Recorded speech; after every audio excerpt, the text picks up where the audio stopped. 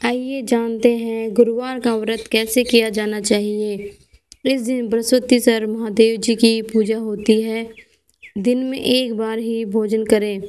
पीले वस्त्र धारण करें, पीले पुष्पों को धारण करें। भोजन भी चने की दाल का होना चाहिए।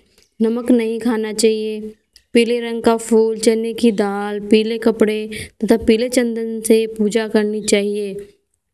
पूजन के बाद कथा सुननी चाहिए। इस व्रत के करने से बृहस्पति जी अति प्रसन्न होते हैं तथा धन और विद्या का लाभ होता है।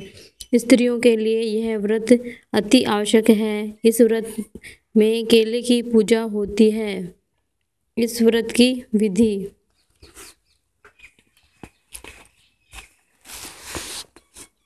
किसी गांव में एक साहूकार रहता था जिसके घर में अन्न, वस्त्र और धन किसी चीज की कमी नहीं थी, परंतु उसकी पत्नी बहुत ही कृपण थी। वह किसी भिक्षार्थी को कुछ नहीं देती थी।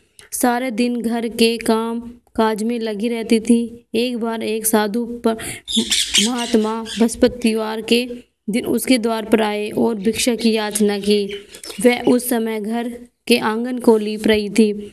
इस कारण साधु महात्मा से कहने लगी, महाराज, इस समय तो मैं घर को लीप रही हूँ, आपको कुछ नहीं दे सकती, फिर किसी समय आ जाना। साधु महात्मा खाली हाथ चले गए। कुछ दिन बाद वही साधु महात्मा फिर आए और उसी तरह भिक्षा मांगी। साहूकारनी उस समय अपने बेटे को खिला रही थी।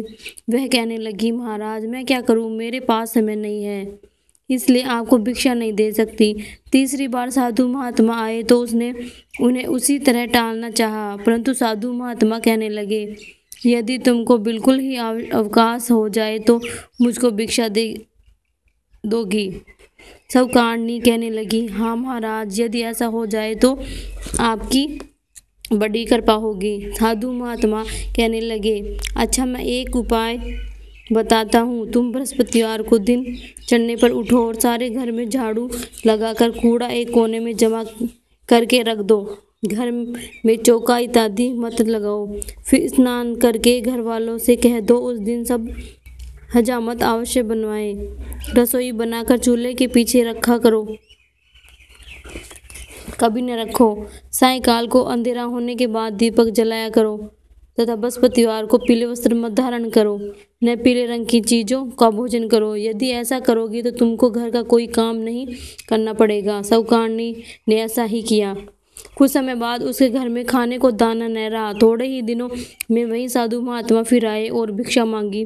साहूकारनी ने कहा, महाराज, मेरे घर में खाने को अन्न नहीं है, आपको क्या दूंगी। तब साधु महात्मा ने कहा, जब तुम्हारे घर में सब कुछ था तब भी कुछ नहीं देती थी, अब पूरा पूरा अवकाश है तब भी कुछ नहीं दे रही हो।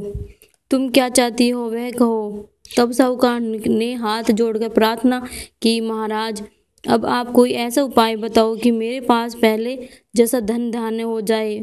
अब मैं प्रतिज्ञा करती हूँ कि अवश्य में जैसा आप कहेंगे वैसा ही करूँगी। तब साधु महात्मा ने कहा, बृहस्पतिवार को प्राप्त काल उठकर स्नान आदि निवृत्ति हो घर को के गोबर से लीपो तथा घर के पुरुष हजामत न बनवाए। भूखों को अन्न जल देती रहा करो। ठीक सायंकाल दीपक जलाओ। यदि ऐसा करोगी तो तुम्हारी सभी मनोकामनाएं भगवान बृहस्पति जी की कृपा से पूर्ण होंगी।